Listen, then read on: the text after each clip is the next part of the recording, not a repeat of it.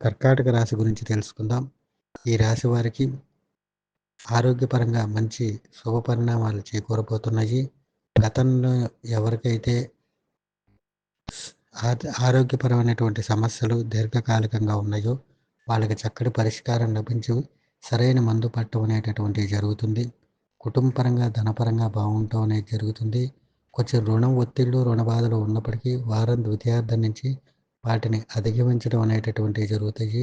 విద్యార్థులకు కూడా కలిసి వచ్చే కాలంగా చెప్పవచ్చును. గతంలో చేసిన రుణాల ఒత్తిళ్ళు ఉన్నప్పటికీ వాటిని అధిగమించడం అనేటటువంటివి జరుగుతాయి. స్థిరాస్తులు కొనుగోలు చేయడం అనేటటువంటివి కూడా జరుగుతాయి. వివాహం కోసం ఎదురు చూసేటటువంటి వారి శుభవార్తలు వినటం అనేది జరుగుతాయి. అదేవిధంగా ఈ రాశికి సంబంధించినటువంటి విద్యార్థులకు అనుకూలమైనటువంటి వాతావరణం. వీటితో పాటుగా న్యాయపరమైనటువంటి రంగాల్లో ఇబ్బందులు పడేటటువంటి వారికి వారం ద్వితీయార్థం నుంచి కలిసి రావటం అనేటటువంటివి జరుగుతాయి. దీంతో పాటు ఉద్యోగస్తులకు అభివృద్ధి బాటలో పయనించడం, వారు అనుకున్న ప్రాంతాలకి ప్రమోషన్లు వచ్చేటటువంటి అవకాశాలు ఎక్కువగా ఉన్నాయి. అదేవిధంగా వ్యాపారస్తులు నూతన వ్యాపారాలు ప్రారంభించడం, గతంలో ఉన్నటువంటి వ్యాపారాలు లావాదేవీల్లో ఆర్థికంగా అభివృద్ధి బాటలకు పయనించడం అనేటటువంటివి జరుగుతాయి.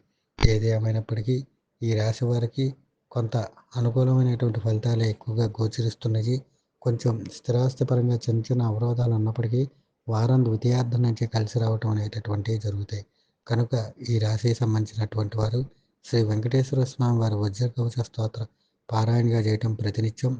అదేవిధంగా శివాలయంలో గురువారం రోజు శివుడికి పంచామృతాలతో అభిషేకం చేయటం, దీంతో పాటు ప్రతినిత్యం గోవిందనామాలు వినటం వలన వీరికున్న సమస్యలకు చక్కటి పరిష్కారం అనేటటువంటిది లభిస్తుంది.